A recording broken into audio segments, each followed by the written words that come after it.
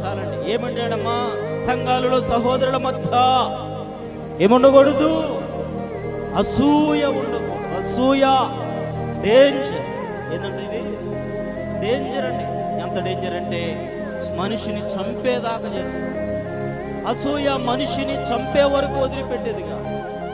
అసూయతో మనశ్శాంతి ఉండదు, అసూయతో ఆనందం ఉండదు, అసూయతో సంతోషం ఉండదు, సమాధానం ఉండదు. ఎందుకంటే నీ యొక్క హృదయంలో ఏముంది? అసూయ ఉంది. ఎవరిని బట్టి? ఎదుటి ఉన్నటువంటి సహోదరుని బట్టి అసూయ కలిగి ఉన్నవాడు బాగుంటే నీకేమైంది? దేవుడు ఏదో సమయంలో నిన్ను కూడా ఆశీర్వదించేవాడు. అవతల ఉన్నటువంటి సహోదరుడు దీవించబడుతూ ఉన్నాడంటే ఆ వ్యక్తిని బట్టి మనము సంతోషించే వారిగా ఉండాలి, మేలు చేసే వారిగా ఉండాలి. మనము ఏది ఎత్తుతామో దానినే మనము ఏం కోస్తాం? పంట కోస్తాం. అది వాస్తవమైనటువంటి సంగతి. మనము మేలును ఎత్తినప్పుడు మేలు మనకు వస్తుంది ప్రియులకు.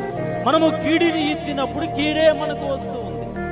ఆ విషయాన్ని మనము జ్ఞాపకం చేసుకోవలసిన వారమై ఉన్నామనేటువంటి మాటలు జ్ఞాపకం చేసుకోవాలి. సహోదరు పట్ల మనకి ఏముండాలండి? కలహము, అసూయ ఇవేమీ కూడా ఉండకూడదు అనేటువంటి వాక్యాన్ని మనము జ్ఞాపకం చేసుకుంటూ ఉన్నాము.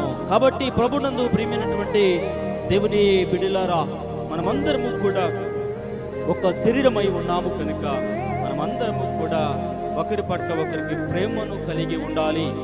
దేవుని ఆజ్ఞలను మనము గైకొనే వారిగా ఉండాలి. ప్రథమ ఫలమును దేవునికి సమర్పించే వారిగా ఉండాలి. దానిని మనము ఆచరించే వారిగా ఉండాలి అనేటువంటి మాటను మనము జ్ఞాపకం చేసుకుంటూ ఉన్నాం. దేవుడు ఆయన చేసినటువంటి కార్యాలను మనము చేసినప్పుడు ఆయన మనలను ఆదుకునేవాడిగా ఉన్నాడు. ఆయన మనలను ప్రేమించేవాడిగా ఉన్నాడు. ఆయన మనలను కష్టాలలో, నష్టాలలో, వ్యాధులలో, బాధలలో ఆయన మనలను ఆదరించే దేవుడిగా మన ప్రభు అయినటువంటి యేసుక్రీస్తు వారు ఉన్నారు అనే మాటను మనము జ్ఞాపకం చేసుకోవాలి. కాబట్టి దేవుని నమ్మినటువంటి బిడ్డలము మనమందరము కూడా ఏక శరీరమై ఉన్నాము కనుక దేవుని ఆజ్ఞలను మనము గైకొనుచు దేవుని యొక్క కట్టడలను, నీతులను మనము నిర్వర్తిస్తూ ముందుకు సాగిపోవాలని దేవుని యొక్క వాక్యము మనకు